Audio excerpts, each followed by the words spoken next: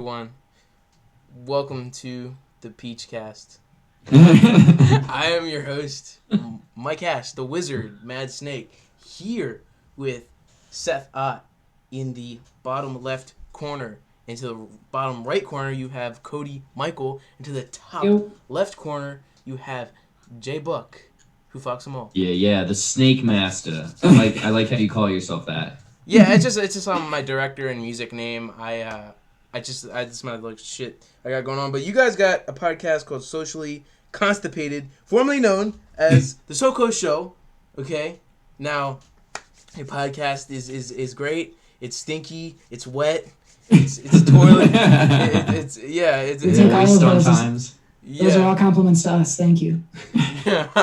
Yeah. So let's start off by y'all introducing like what you guys do individually, creatively. Let's start with Jared. Oh man, I do pretty much everything. I very much diversified my portfolio. Obviously the podcast with these two chuckleheads. I do YouTube, dabble in Twitch every now and then the newest venture has been the TikToks. That's where all the hip cool kids are at. Very cool kids. All right, now Seth, this is what do you do creatively? I do a podcast with these two. You do. Write a little bit on the side. I truffle hunt with my pig. You own a pig? No. Damn it, Seth, you could have commit to the bit. You could have gotten away with that. Yeah, that's part of Socially Constipated canon now. Yeah. That's what's up. No. Yeah, I mean, just kind of working on this stuff. We got some projects kind of working on the side with Socially Constipated that I've been working on. So, and just generally, living life, having a good time. Fuck yeah, man. And then what does Cody do creatively? A few things. I'm a comic, stand-up comic. I actually have my first show. I don't know when you're going to post this, but this weekend, as of our recording time, is going to be my first feature set since pre-COVID. So very excited to get back in the saddle. 7th, right? Here in Bend. Yep, on the 7th. All right. And that'll be pretty exciting. I've been doing some acting as well. I just wrapped a movie a couple of weeks ago. Shit. I don't know how much I can say about it, so I'll say nothing. Mm-hmm. But I'm You hoping get to see it'll all 9 inches in this movie. The camera had 6 inches, so it's definitely 9. Yeah. Those two things, I would say those are the main things: comedy, acting a little bit, and then the podcast, or where I'm spending most of my time. So I gotta ask this straight off the bat: who came up with the idea of the name change and new style and aesthetic of the podcast, and what was the reasoning? It was I don't know that it was any single one of us. It was something we kind of mushed together over the period of a lot of different conversations. The name was Seth's. I have to give credit where it's due. Seth came up with the name, and I think, correct me if I get this not complete or wrong, guys, but I think the idea for the structure change, well, I should say the first thing was bringing Jared into the fold more officially. SoCo show was SoCo is Seth and Cody, and we wanted to transition from what was feeling like Seth and Cody featuring Jared to something where we were all equal members of the shows. And so that's something we were wanting to do for a while, and we talked about it for several months before it actually came to fruition. So that was the big thing. And then, just wanted to create some more creative freedom for us, kind of stretch our legs out a little bit, have the opportunity to add some new shows, get back into sports, and, just kind of throwing off the shackles and deciding we're just going to do whatever we want under that title now. Yeah, because for the entirety of the show, it was mostly movie and TV based. And so it would be a lot of headlines and discussing movies and TV, which we like doing. Like a Tenet spoiler talk. I think, what's that? Like a Tenet spoiler talk would be a title, you know what I mean? Like that's what that would be. Is that what you mean? Right. And so our favorite parts of the show are always when we go off the rails and just talk about random stuff and try and make each other laugh. And so we're like, let's make that into a show. Let's keep the movies and do that into a show. Let's bring back sports show. We're going to be doing some other podcasts we got coming up as well. So basically anything we want to do, it's kind of what we're doing now. And when it was still the SoCo show and I was like guesting, it felt like mom and dad were driving the car and I was just in the back seat. Yeah. And I could do whatever. But now that they've made me an equal opportunity lender, I have to somehow button that up a little bit. Before it was king and queen, but now it's an oligarchy. Exactly. There you go. When you hear it, And Seth and Cody were the king and the queen. You know what I mean? I'm not. You know what I mean? Y'all two ran it. That's what I mean. I'm that offense. Who the fuck is calling me? No. Okay. But yeah. So I'm digging the new stuff, but I want to talk about some new flicks. You may or may not have talked about these flicks, and I'm pretty sure Jared did a review. But the Green Knight. Did you guys see that flick? We did. We all saw it. We reviewed it. We recorded an episode last night that's going to come out Friday where we did a review. We were all fans. Do you like it, Mike? Oh man, dude, this is like Dev Patel in Life of Pi, or am I tripping? Yeah, he was in that. Oh, that was him? I've never even seen that movie. And Slumdog Millionaire. Slumdog Millionaire. Maybe it wasn't. Slumdog Millionaire is him. I don't know if Life of Pi is. That is, yes. So Dev Patel was awesome, and it was wacky. The movie was wacky, and let's talk about it. You know what I mean? Like, what did you guys think of the ending and stuff like that? One of you guys made a comment specifically about the ending. Oh yeah, I think it was mine. And again, Mike, I don't know if you care about spoilers or not. Oh no, this will be out after your guys' interview probably. Okay. Your podcast. Okay, probably. yeah. Basically, I mean, the way I didn't mention it on our podcast, but the ending is almost very like La La Land-esque, where it shows two different ways it plays out, and it's like, hey, here's the one that's maybe like a little bit happy from the outside, but once you start digging into it, it's tragic. You know, the way he just takes that fucking belt off and his head falls on the ground, and then it zooms back, which I had a feeling that might be the case, because if it would have just ended with the head falling on the floor, I'm like, what's the point there, you know? Yeah. But I really like that kind of journey of, you know, hey, there's a bunch of different kind of outcomes, and which way are you going to take it? Yeah. And the director got some redemption after making Pete's Dragon. Anyways. That was directed by the Pete's Dragon guy? Yeah. Holy yeah. shit. Yeah. I'm surprised they didn't just pop that dragon in the background at some point. It would have been. Let's go. Yeah. That actually would have been. The giant missing scene. in that movie was a dragon. The giant scene was fucking outstanding. Oh my god. And my conspiracy. Biggest titty I've ever seen. That's fact. You got to get out more, Jared. Yeah, bro. Like that's like some, because you know the thing about that, I don't mean to go full tinfoil hat, but the Nephilim are very prevalent in a lot of Arthurian literature and a lot of other shit. Like there's so much examples of like giants and shit that I think need to be explored on cinema more. Like, are you guys familiar with the Nephilim and the theories around that? Not them specifically. I not long ago read about, I think it was in South America, there was some evidence of some big motherfuckers. And I think in ancient China maybe there is too. There's like a big sword that you would have to be a giant to carry. I've heard of very little of this, but probably not as much as you might. Definitely not in England. Yeah, the theory is that fallen angels are aliens and that they interbreeded with humans, and that Nephilim are like a mixture of the two. And that's why in a lot of old literature there's a bunch of fucking giants walking around like it's nothing. Because this is based on literature from, you know, back in the 1400s and shit. And actually, here's another thing about the Green Knight, is J.R.R. Tolkien made a book which was an adaptation of the Anglo-Saxon version of it, because it's written in Old English, and that was his specialty in the universities he went to. He translated that shit. So, like, what I'm saying is, like, are you guys a fan of any other Arthurian adaptations or novels? In the king, because the king in the movie is King Arthur. You get what I'm saying? You guys fuck with any of that type of? I mean, I'm not too well versed on a lot of the stuff. I mean, I'm aware of, you know, King Arthur, Excalibur, all of that shenanigans and stuff. But has there been any like good adaptations via movies in the last 5-10 years? You know, there was the one King Arthur movie or just Arthur, I think, from 2017, but that was kind of a bust. I am Beowulf. I don't know if that's. I never saw that, but isn't that animated movie with like Angelina Jolie in it? Yeah, that's I never saw it, but she's like, her animated character is nude in it, so I remember googling photos of that. But what's that movie called? Beowulf. Beowulf. Beowulf. It's actually a dope story. We read that. We had Mike. We were talking about this on our show. Seth and I, our school, we went through like an old Arthurian.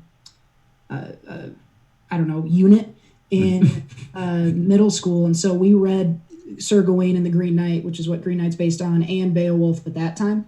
And I know there's 1,000 more stories out of that time period. I'm amazed more of them have not gotten film adaptations because they're very cool and unique, and they seem to have not been touched barely at all. Well, I'm curious if via like just audience-wise, people are not attracted to medieval type movies. Not as much as they used to be. Not as much as they used to be. You know what I mean? No, there's a bunch of lore, like you said, but it's just like, why is no one touching it? People love Game of Thrones though, so yeah, I guess you're right. Yeah, wow. Lord of the Rings is funny because similar too. None of us have even watched Game of Thrones, so like I just completely that's out of my memory when someone talks about medieval. It's a narrow target to hit. To take like fantasy, like old time fantasy, which is both of those things, Game of Thrones and like The Hobbit and all that.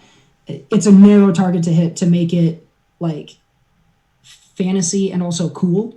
But it seems like there's more opportunities coming up, like Dune. Dune is coming out soon, and I don't think anyone is accusing Dune of being legend, but it is very similar. Like that whole, all of these big sci-fi epics and fantasy movies are basically spun off of these old Arthurian shits. So there's a world where I think it would still do well, but yeah, I would bet that's why they haven't tried it, Jared, is I don't think people are going to go. And also, there's certain novels or series that just need to be done as TV shows, and I think audiences nowadays, I don't know that they could stay that long for some of the shit that people watch. Like, I don't know if Lord of the Rings was released now. I'm not saying it would do poorly at the box office, but like, there's a certain type of people that just don't like long movies and staying in the theater that long. But I could be tripping. Oh yeah, you know what I mean. And that's why, like, if someone wanted to adapt Lord of the Rings nowadays, it would be done as a TV show. That's just a fact.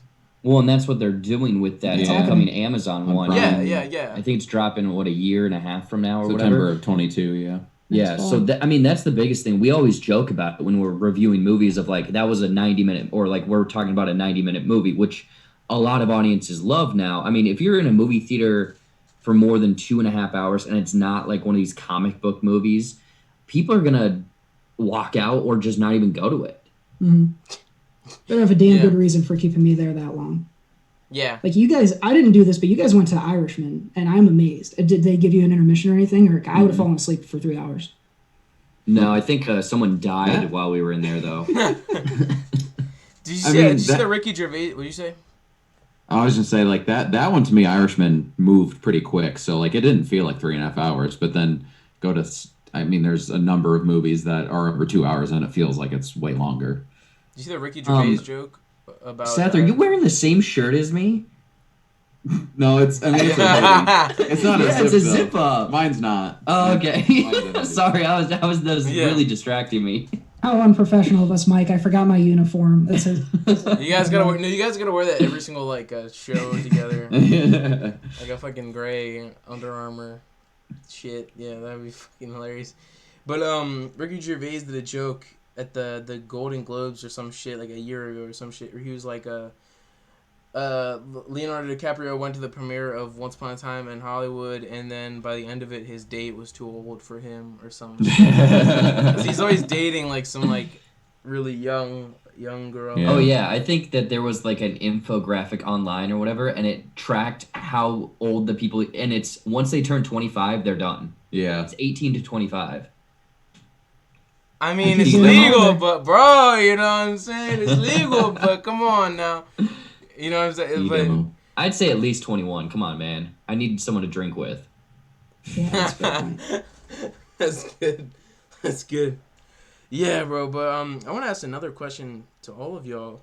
You may have already talked about this on your own time because this is something Friday the podcast I would consider. Would you ever do a Kevin Smith style live podcast together? We would love to. That's the dream. Be so fun. Have you guys talked about it?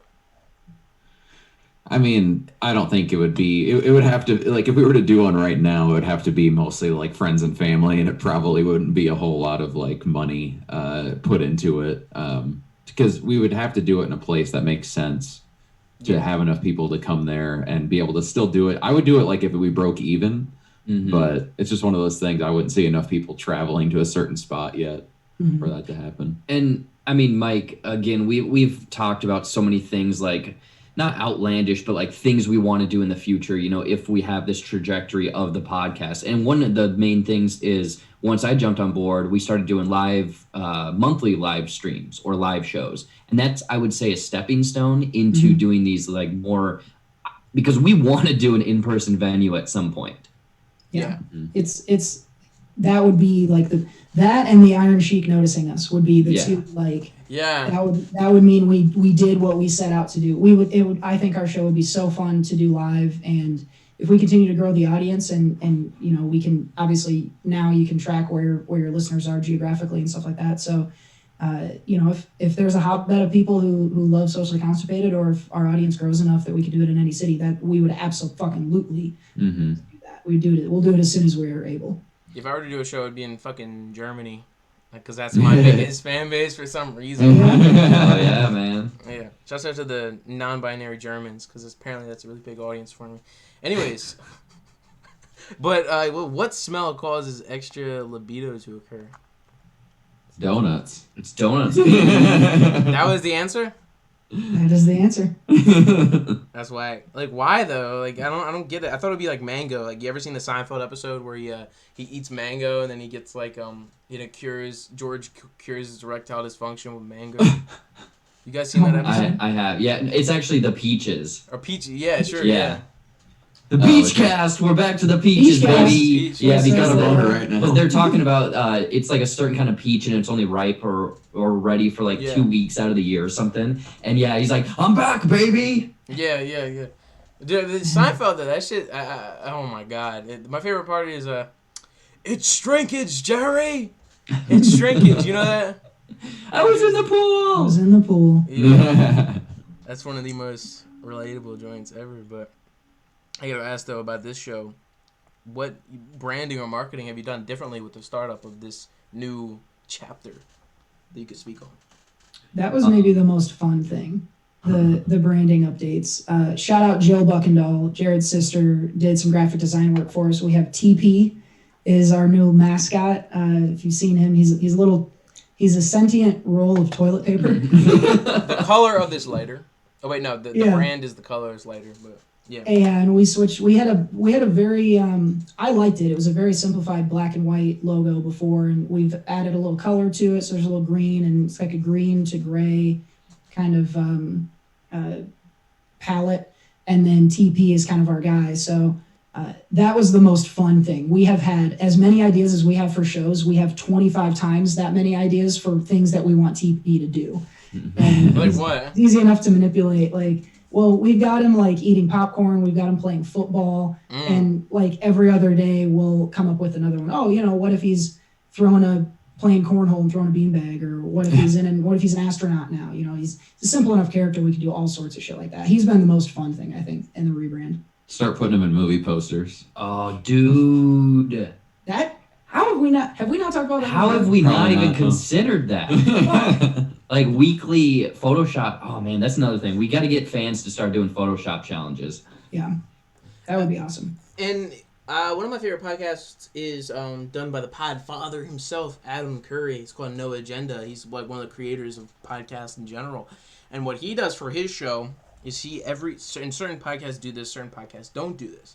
But for every episode, there's a new cover based on the guest or topic. Mm-hmm. I would never do that because I don't have the energy for that shit. But anyways, well, Mike, just going off of that, there's so much crap that I think everyone out there, but specifically us, we want to do, but it's just capacity wise, you know. Mm-hmm. Like, I mean, we each have our own skills and whatnot, and we've taught each other, or like Cody, you didn't know how to edit at all before, right? Audio wise and stuff. So like over the past 4 years, you've taught yourself how to do that. Yeah, that's come along over time, and Jared had to do the same in editing his videos for YouTube and TikToks now. And it's funny, you know this, Mike. Like you just dive in and start doing, and then over time you're picking up a bit at a time, and you just improve a lot. I had to learn. I had never built a website before, and we have a very mediocre website that I put together, and that was the same story. You know, you just decide you're going to do the thing, and yet you learn. But it does, to Jared's point, it takes time to pick that shit up, and so we would love to do a lot more of that kind of Photoshop things, but just time. We're all busy, and it takes a while to develop that skill. So, what I would say about growth terms of learning technical abilities when it comes to creating is don't hide the growth, in my opinion. I had an old website that I used with a different website designer than the one I use now. And a couple days ago, I actually created a new website, just better structured, and the way it uploads the articles I write onto the website is the way that I would prefer. But on the new website, I still did post a link to my old website because I want people to check that out. I want people to see the growth. What if you were to show something, the growth that you've done, if you were to show someone down the line where you started, what piece of content when it comes to like either a site or like a video, a specific podcast, would you show to someone down the line? There's a specific page in my journal that I've been measuring. Never mind. I would say I don't know. One of you guys goes. I just needed a joke. Oh yeah, I know. Yeah. Nobody cares about your sticky notepad. No. I have 3 answers for this, Seth. What do you have any? No, you go ahead. You got plenty. Okay, 3. The first episode of the SoCo show. We go back when we have milestones. We often will go back and listen to at least the beginning part of that, and it is. I'm still incredibly proud of that, but it's very, very awkward, very goofy, very like mediocre production, and it's just very stripped down compared to what we do now. The second would be, I think, episode 9 of the podcast is the first time Jared guested on our show. And 9? Yeah, you were early. And if it wasn't 9, it was in the first 20 or so. And that was the first time, because that came at a time, this gets into a little SC history here.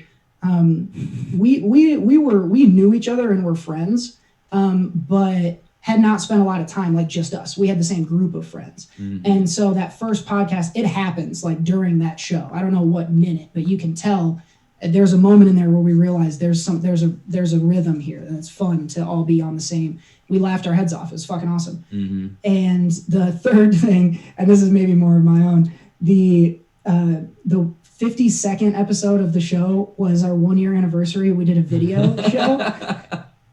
And I bit off way more than I could chew when I thought I could do video and edit it. We had a green screen. It's out there. It's out there online somewhere. Mm-hmm. It is. Again, I'm proud of it. I got it. I did it. But it does not look anything like our live streams do now. Well, the thing is, again, you were doing it off of 0 experience, and then it's like, okay, well, that's where I started. Yeah. Now look where you're at now. And 0 experience, but then like he was trying to get like tips from you, I think, because you were doing green screen, I think, at that point too. So trying to piece all that together and get help from you, but also get it out like on time. Yeah, because that was the other thing. He wanted to get it out for the year, and I think he got the audio out, but the video came later. Oh yeah, because rendering that long of a video might take a couple days. It took, and I was working from a laptop. That's the other thing. The amount of tech, like I just last fall, I got a computer that's like a serious fucking computer. Before then, we were doing all of the shows were from a laptop, and it was a good laptop, but now it's kind of been spent. And I did that whole 2-hour video with green screen from that laptop. I'm pretty sure it took like 22 hours to render, so I couldn't put the show out. So that was the delay that time. But yeah, I've always tried to be disciplined about getting the shows out and getting them out reasonably on time, and that was the time when we weren't able to just because of the tech. Now we've got better tech, but that would still take a long time to render. What I would say for people that do podcasts is to save yourself some time and effort, get a screen recorder that records the entire screen and everything that goes on, because it just easily compiles everything together. But I do understand why people do want to separate the audio to edit that. I do understand why people do that. But for this right now, I don't need this shit to render or edit. If someone does say some dumb shit on my podcast that I had to edit out, like I do that like probably like once every 10 episodes. Some other will they say some dumb shit, or they'll actually, I get messages sometimes where people be like, "Oh, I talk badly about like Lana Del Rey. I want you to edit that out." And I'm like, you don't even fucking know her, you dickhead. Yeah. Like, you know, it could come back. It could come back and bite him. Yeah, but it's like and I've just been on other people's podcasts where they've been like, "Yeah, watch what you say, because I'm not editing shit out." You know what I mean? Like that, like, and it's like, okay, I respect that energy, but every now and then you gotta edit some shit out. You know what I mean? Yeah, that's some shit. That's something that it's kind of become one of the things that we've specifically been proud about is like the audio quality on our show, and we do take the extra time, and it takes time to edit it and get it into a way that sounds well. I think the difference in approach for that is we've always wanted our show, whether it was happening or not, we always wanted it to sound like something that was like produced and made and like professionally put together. That was our goal. I think I think if your goal is like authenticity, then don't edit anything. You know, keep all the ums, keep all the pauses, all that stuff. But that's a decision we made early. Was our shit's going to sound like it's not a live show, unless it's actually live. And so that's, I think, just the difference in approaches. And it depends on how much time you want to add, how you want your sound to be, and that's I think one of the crossroads that you got to come to when you're talking about a podcast is whether or not you want to add that extra time to get the sound the way you want. But the biggest thing is, even though we go through all of that, I would say that it's still very authentic. The only thing that I would say that we kind of cut out is maybe if there's a hiccup or two of a pause or someone needs to get up and do something. Yeah. Again, I'm not the one editing. Cody, you are, but I would assume that you're not taking much out anymore. No, I try not to cut content unless I really have to. And we're not, there's no producer that's like going to yell at us for being long. So if we go long, we go long. I try to get us down to a reasonable amount of time, but we've just gotten better at having our conversations come to a natural end when they need to. So the editing piece is not difficult, other than, I take out some ums, and, if we're talking over each other, then I'll pull that apart. Is those type of things, really. But content editing, we haven't done really much of that in a long time. And I like to talk shit on NPR because they talk like this, and the penis enters the vagina. But I like to talk shit on them, but they really edit their shit together, and they have the music, the jazz music in the background, and the intermission, and the it's just clean, so clean. It's clean, you know what I mean? And even though it's fun to shit on the fact that like Hillary Clinton has a podcast, like what? You know what I mean? Like iHeartRadio makes What's the name of that one? My emails. I don't know. You know what I mean? I forget. Just playing. I eat children. That's what it's called. Anyways. But these companies, they snatch up. You know what I mean? They snatch up a celebrity and like, here's a studio. Okay, here you go. And here's a podcast. And it's like, man. And it's like, geez. And it's all like so. I don't know. You know why? There's a lot of money in podcasts specifically right now, Mm-hmm. You get a big audience behind a well-known name. Yeah. It's big advertising. Mm-hmm. Yeah. Also, why is there a countdown timer? Are we going to explode? Yes. No, I don't know. And I'm not editing this part out, but like fucking sometimes Zoom is like, nope, you can only go for 40 minutes. But since J-Buck has to go soon, we'll just wrap it up in 10 minutes. But it's whatever. We can still go on to some topics. But did you guys seen about what Patrick Burrow's been up to? I've been really proud to see him fucking blow up on YouTube. Have you guys seen that? He found his niche, I would say, kind of like horror, kind of Saw, stuff like that. And I mean, we were his channel, my channel, were running about even, and now I don't even know what he's at right now. 35K subscribers. So wow, good for him. Good on him. And basically, people, hey, if you're still out there grinding, might just take one video. Mm-hmm. Never know. Yeah. A video where you're grinding? Because I can make one of those. Because I'm saying, like, that's what I meant, is like start an OnlyFans. Yes. Yeah. That's where the real money is, people. It's not that hard to like find someone locally that does OnlyFans. You just gotta like continuously add people on Snapchat. And eventually you'll have someone that's like gonna randomly DM you, hey, you want to pay for my private Snap? And I'm just like, no, but cool. You know what I mean? Like it's really. Anyways, I know too much about that. Anyways, more common than I would like. I'd rather. I know people that work in daycares that have a fucking OnlyFans. Yeah. That's a bit troubling. That's a whole thing. That whole thing, you just said you don't edit, so I want to make sure I say this the right way. I would rather that whole industry be more anonymous. It's cool, it's interesting and exciting. Like if it's someone you know, Daycare? I'd rather not. Yeah, daycare. Yeah, the daycare. I don't want to know who I'm giving my kids to. No. That's what I'm saying. Yeah. Yeah. Yikes. The less I know, the better. Yeah. Like make up fake. What I'm saying is, if you do that shit, make a fake name. Get creative. Yeah. Get creative. You know what I mean? It's not that hard. Like, and some people are born with like names like that. Like one of my favorite actors, Justin Long. Come on, come on now. That's beautiful. But come on, I'm saying get creative if you're in that field. But anyways, let's talk about Black Widow real quick. I think we're gonna be arguing within the next 2 seconds.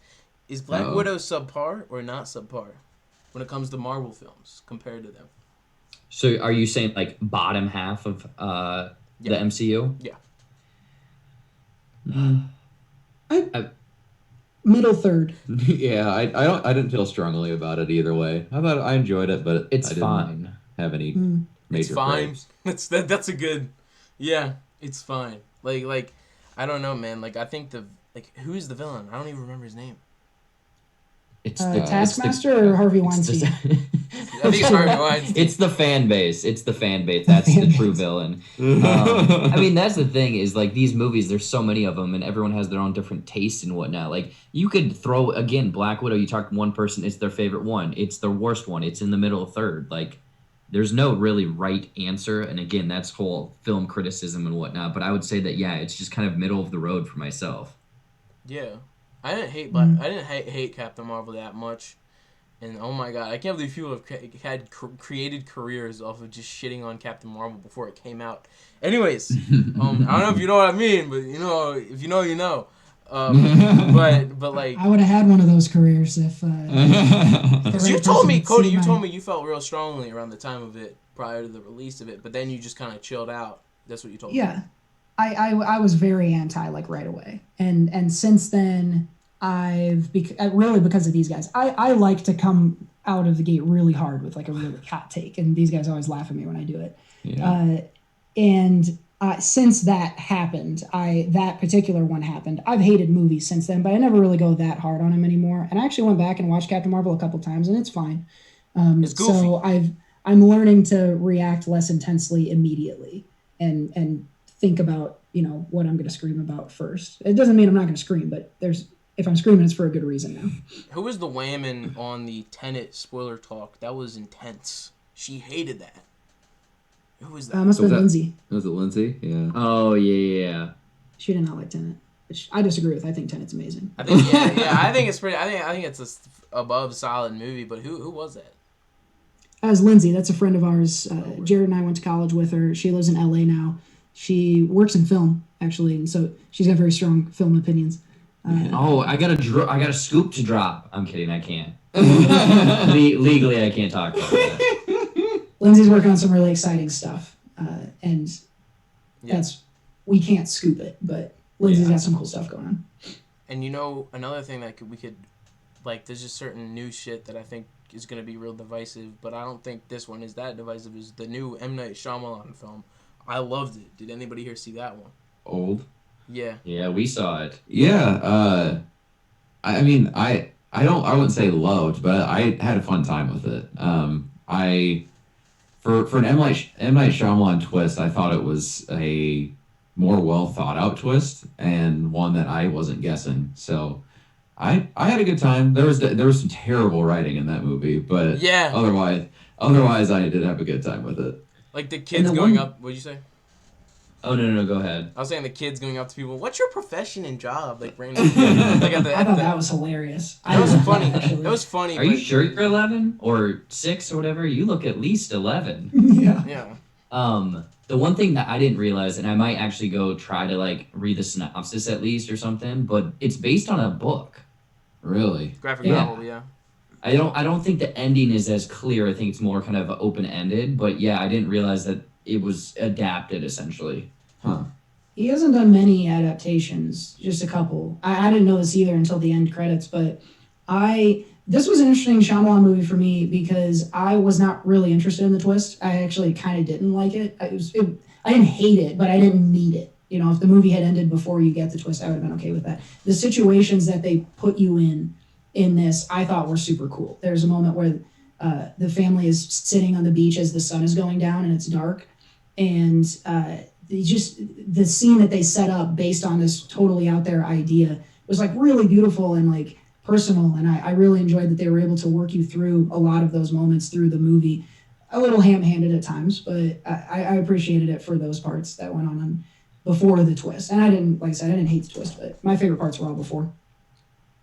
Yeah, there was just certain moments like prior to it, like the character moments, but there is certain tropes in there, but that were just fucking like the one guy goes wacky, whoa, and he starts. He's killing got it. Look out! He's got a knife. He's got a knife.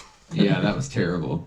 Yeah, and A Knight's Tale Man. That's the guy. I don't know his actor name, but I think. Oh yeah, he's the king or whatever, right? Yeah. No shit, he's in that movie. And Knight's my Tale, favorite, I very- think. What do you say? Underseen movie, Knight's Tale. If I had my soundboard up, I'd give it the retro recommend. That's a solid movie. Heath Ledger. That's a banger. That's a bop. Yeah, and but the guy who went wonky was from the Knight's Tale, and he said that one thing. He was like, "What's the movie that Jack Nicholson and Marlon Brando were in? Do you guys remember that?" I got a question for you guys. Yeah, he asked like 20 times. What Does is anyone know the answer to that? like, Because I thought about it for a few minutes. I don't know it, and it was kind of driving me nuts. Jack Nicholson, and I'm looking this shit up. Fuck it. And I'm wondering if it's just there isn't one, and that was the point. That'd be funny. The Missouri Breaks. No, wait, I'm tripping. Yes, it is the Missouri Breaks. The Missouri Breaks. I'm about to watch Some that trivia. shit. If what happens to him in that guy, if the reason why he keeps asking that is something that happens to me, that's exactly how it would go down for me. I would be losing my trivia and trying to recover it, and that would be very scary. Losing your trivia. Let's wrap this interview up though. We're gonna explode soon, and but do you guys have anything you'd like to announce about your show before we wrap this up?